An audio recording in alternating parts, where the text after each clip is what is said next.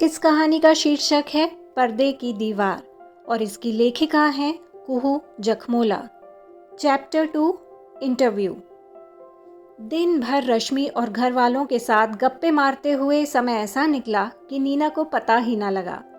रात को खाना खाने के बाद रश्मि माँ के साथ रसोई समेट रही है और ड्राइंग रूम में आकर बिस्तर लगाने की तैयारी करने लगती है। फिर रश्मि और नीना समय से सो जाते हैं। सुबह ठीक 5 बजे का अलार्म सुन नीना की नींद झटके के साथ खुलती है। नीना रश्मि को उठा नहाने चली गई।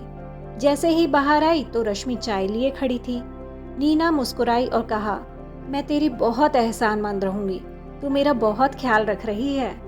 इस पर हंसते हुए रश्मि ने जवाब दिया, दोस्ती में एहसानमंद शब्द कहाँ से आया? और फिर दोनों हंस पड़ते हैं। चाय पीकर रश्मि भी तैयार होने चल पड़ती है।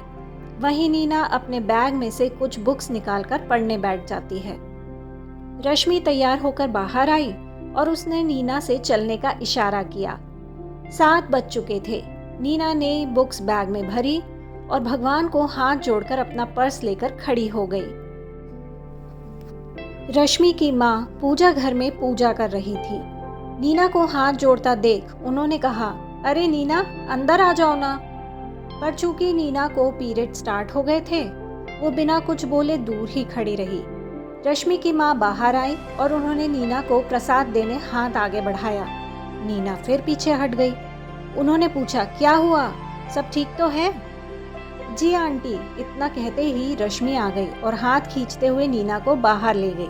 अच्छा माँ, लेट हो रहे हैं, चलते हैं। ऐसा बोल रश्मि और नीना निकल गए।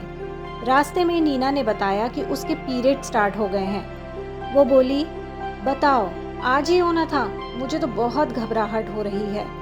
गांव वाले तो इसे अच्छा नहीं मानते। अच्छे काम में बाधा समझो। माँ होती तो इंटरव्यू में जाने ही नहीं देती। रश्मि बोल पड़ी, अरे पागल है क्या? ये गांव नहीं है, न ही इतनी रूढ़िवादी सोच है किसी की।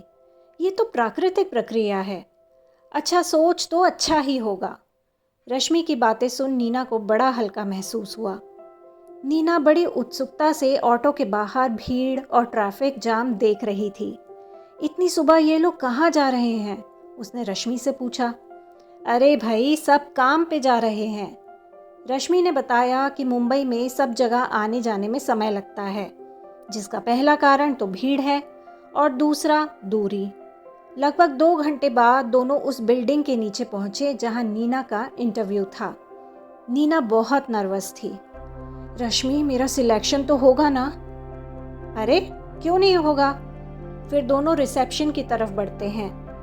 उनसे एक फॉर्म भरवाया जाता है और जानकारी दी जाती है कि इंटरव्यू पहले फ्लोर पर है। दोनों वहां जाते हैं। सीढ़ियां चढ़ते हुए नीना को लाइट जलती दिखती है, जबकि वहां पर्याप्त रोशनी थी तो वह उसे बंद कर देती है। ऊपर जाके वो फॉर्म सबमिट करती है। तब उसे सामने बैठने को कहा जाता है। नीना बड़े से सोफे के पास जाती है जहां पहले से कुछ लोग बैठे हुए थे। रश्मि उसे छोड़कर नीचे चली जाती है। तभी किसी का नाम पुकारा जाता है और वो अंदर चला जाता है। एक लड़की नीना के पास आती है और कहती है कि उसके पास पेन नहीं है, क्या वो उसे पेन देगी? इसके बाद उसी का इंटरव्यू था तो वो तुरंत उसे पर्स से निकालकर पेन दे देती है। लो, बेस्ट ऑफ लक। वो लड़की पूछती है, क्या तुम्हारे पास पेन है? नीना कहती है, नहीं, पर तुम पहले जाओगी ना, तुम्हें लगेगा। फिर वो लड़की धन्यवाद बोलते हुए निकल जाती है। आखिर नीना का नाम पुकारा जाता है। नीना डोर पर ठकठका कर अंदर जाने की इजाजत लेती है। अंदर जाकर उसे कुर्सी पर बैठने का इशारा किया जाता है। फिर उससे उसकी पढ़ाई और इंट्रोडक्शन पूछा जाता है। नीना के बताने के बाद उसे इंटरव्यू में सिलेक्ट होने की बधाई दे दी जाती है। पर नीना को आश्चर्य होता है। वह पूछती है, अभी तो आपने कुछ पूछा ही नहीं, इंटरव्यू लिया ही नहीं, क्या मेरा सिलेक्शन वाकई हो गया? इस पर सभी बैठे हुए लोग हंस पड़ते हैं। कहते हैं, तुम्हारा इंटरव्यू हो चुका है। जब तुम इस बिल्डिंग में घुसी थी तब से लेकर इस रूम में आते तक तुम्हारा इंटरव्यू हो चुका है। यह एक एनजीओ कंपनी है और यहाँ सोशल वर्क किया जाता है। उसी अनुसार तुम्हें जज किया गया। तुम्हारी आदतों से तुम्हारा सिलेक्शन किया गया है, जैसे लाइटों को बंद करना, जैसे साथ इंटरव्यू देने आई लड़की की मदद करना, अंदर आने से पहले इजाज़त लेना इत्यादि। नीना की खुशी का तो कोई ठिकाना ही ना रहा। उसे आने वाली 1 तारीख से ज्वाइन करने को कहा जाता है। नीना हामी भरकर सबको धन्यवाद कर रही है। वह बाहर आती है, सीधे रश्मि के पास भागती जाती है और उसे गले लगाकर अपने सिलेक्शन होने की जानकारी देती है। फिर दोनों ऑटो कर वापस निकलते हैं।